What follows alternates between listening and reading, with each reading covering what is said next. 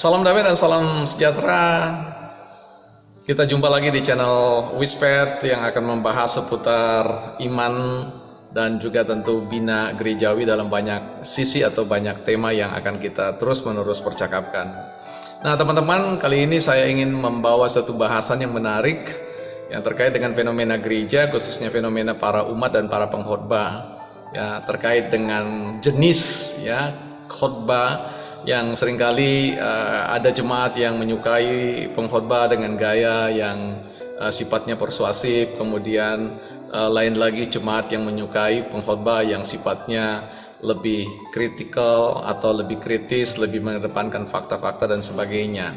Nah, tentu ini menarik bagi kita untuk memahami bahwa keragaman penerimaan tentang mana yang lebih disukai atau baik dalam hal mendengarkan khotbah atau bagaimana menyampaikan khotbah, ini perlu sedikit banyak kita obrolkan agar supaya jemaat juga teredukasi dengan baik untuk memandang, memberikan penilaian terhadap salah satu kualitas pengkhotbah atau cara pendekatan di dalam menyampaikan isi khotbah.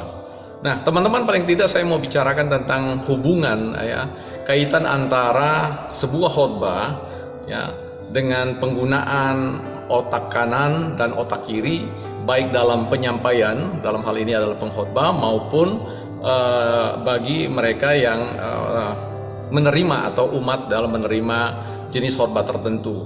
Nah, kita tahu sendiri bahwa ada perdebatan yang tidak pernah selesai sampai hari ini bahwa khotbah manakah yang baik, si pengkhotbah A yang jauh lebih baik atau khotbah si pengkhotbah B, si C dan seterusnya. Nah, saya kira itu merupakan hal yang bukan menjadi hal utama dalam konteks kita membahas tentang manakah khotbah yang paling tepat dalam pemberitaan. Sejatinya bahwa hadirnya denominasi gereja yang ada itu juga berkaitan dengan persoalan selera, persoalan apa yang dipandang telah diputuskan menjadi sebuah pendekatan yang lebih cocok dalam satu denominasi tertentu timbang dengan denominasi yang lain. Yang saya maksudkan dalam konten ini adalah teman-teman atau jemaat umat Allah perlu menyadari dengan benar bahwa mengapa kemudian teman-teman dari karismatik itu lebih bisa mewakili apa yang selama ini diharapkan oleh umat dan sementara ada anggapan di luar itu kurang dikatakan bisa beradaptasi dengan kepentingan atau kebutuhan umat. Nah, di sini sebenarnya persoalannya terletak pada kesalahpahaman bahwa khotbah itu akan dibawakan oleh sang pengkhotbah dengan dua pendekatan pemanfaatan karunia yang namanya karunia otak. Ada jenis khotbah yang disampaikan dengan menggunakan pendekatan otak kanan lebih dominan ketimbang dengan otak kiri dan sebaliknya. Ada yang menyampaikan dengan dominan otak kiri dan tidak banyak menggunakan otak kanan.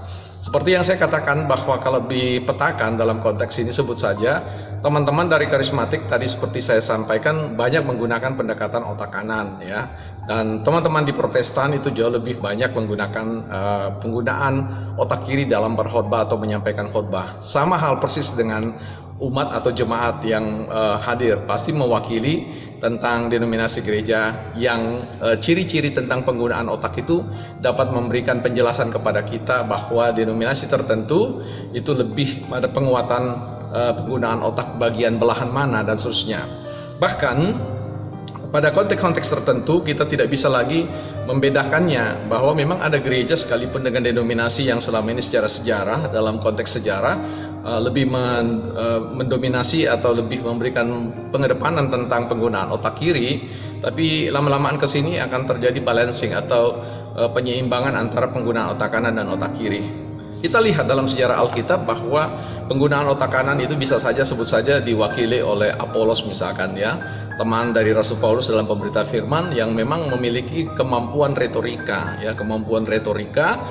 dalam berkata-kata, di dalam mengolah perasaan dan sebagainya yang merupakan ciri khas dari otak kanan yang sifatnya intuitif, yang sifatnya retorik, yang sifatnya verbalis, yang sifatnya juga menyangkut tentang kreativitas dan sebagainya. Tetapi dalam perjalanan Apolos kedua kedua suami istri yaitu Aquila dan Priscilla pada suatu kesempatan mencoba untuk memberikan penekanan pembelajaran kepada Apolos, ya, dalam hal ini mengkritisi bahwa Apolos perlu juga belajar untuk melihat fakta yang sesungguhnya, ya, tentang seputar baptisan, ya, di mana selama ini Apolos belum pernah mengajarkan tentang yang namanya baptisan Kristus, ya. Jadi baptisan yang selama ini diajarkan di luar hal itu. Nah, inilah yang kemudian mengatakan bahwa Aquila dan Priscilla itu sedang mewakili, ya, mereka-mereka yang menggunakan otak kiri, yaitu mereka-mereka yang sangat detil, ya, sangat berurusan dengan persoalan detil, berurusan dengan soal fakta, ya, soal data-data yang ada.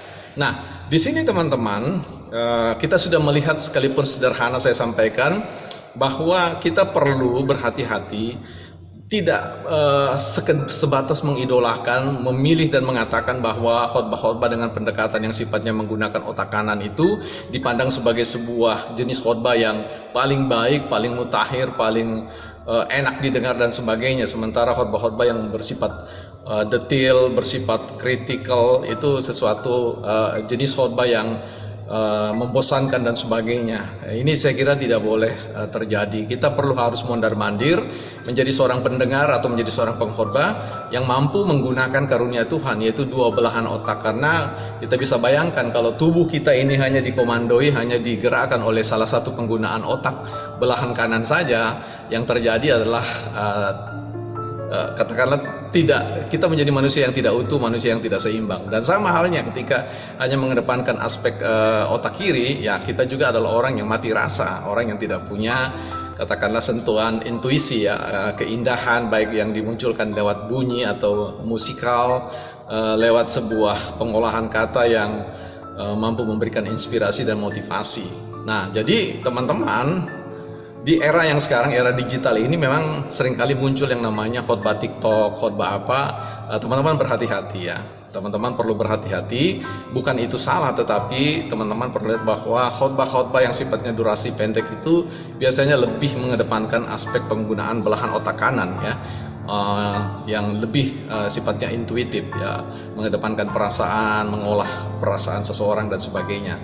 Tetapi untuk kesehatan spiritualitas kita perlu mengandalkan kedua hal ini. Jadi tidak ada satu yang dipandang lebih baik daripada yang lain, tidak ada yang dianggap lebih dapat menjawab kebutuhan teman-teman, kebutuhan jemaat. Semuanya Tuhan inginkan, ya. Karunia penggunaan dua otak itu, belahan kanan dan kiri, itu adalah dua hal yang perlu disinergikan, ya. Bagi seorang pengkhotbah perlu melakukan penyeimbangan antara sajian khotbah-khotbah yang sifatnya menggunakan kapasitas dua belahan otak ini. Jika itu dilakukan, saya sangat yakin bahwa umat dan pemberita firman akan tiba pada suatu unsur yang paling penting atau hal yang paling hakikat di situ. Hakiki, yaitu bahwa kebenaran firman Tuhan diberitakan sebagaimana adanya. Tuhan Yesus memberkati. Sampai jumpa di kesempatan lain.